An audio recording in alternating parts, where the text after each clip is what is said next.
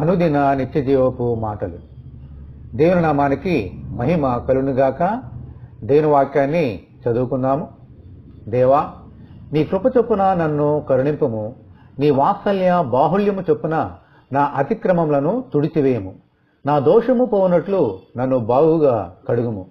నా పాపము పోవునట్లు నన్ను పవిత్రపరచము. కీర్తనల గ్రంథము 51వ అధ్యాయము 1-2 వచనములు. చట్టానికి వ్యతిరేకంగా తప్పు చేసినప్పుడు క్షమించు అని అడిగితే చట్టము ఒప్పుకోదు. చేసిన తప్పుకు శిక్ష తప్పక అనుభవించవలసిందే, జరిమానా కట్టవలసిందే అంటుంది.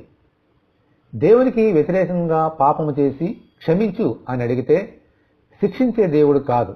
ఆయన కృపను బట్టి, కరుణను బట్టి, వాత్సల్యతను బట్టి మన పాపములు క్షమించడానికి సిద్ధమైన మనసు గలవాడు. దేవునికి స్తోత్రము కలుగునుగాక. అందుచేత భయపడక దావీదు వలె మనము కూడా మన పాపమును దేవుని దగ్గర ఒప్పుకుంటే తప్పక క్షమిస్తారు. హల్లెలూయా. ప్రభువా, నేను చేసిన ప్రతి పాపమును క్షమించి తిరిగి వాటిని చేయకుండా బలమును ప్రసాదించమని మనమందరము ప్రార్థనలో వేడుకుందాము. ప్రభువా, నీ దృష్టికి పాపము చేయనివాడు ఒక్కరును లేరు. ప్రభువా, మేమందరమును ఏ భేదము లేకుండా పాపము చేసిన వారమే. అయితే మా పాపములను మీ సన్నిధిలో ఒప్పుకొనుచున్నాం.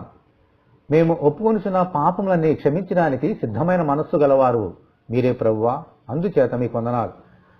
మా పాపములన్నింటినీ క్షమించి పవిత్రులుగా మార్చి నీ బిడ్డలుగా మార్చుకోమని దీవించమని ప్రార్థన చేయుచున్నాం. ఈ వాక్యం వింటున్న నీ బిడ్డలందరినీ దీవించి ఆశీర్వదించమని, మా పాపములన్నింటినీ క్షమించమని యేసు అతి పరిశుద్ధమైన నామములో ప్రార్థన చేయుచున్నాము తండ్రి. ఆమేన్. ప్రభు కృప మనందరికీ సదాకాలము తోడే ఉండి నడిపించునుగాక. ఆమేన్. పరిశుద్ధ దేవుని మందిరం.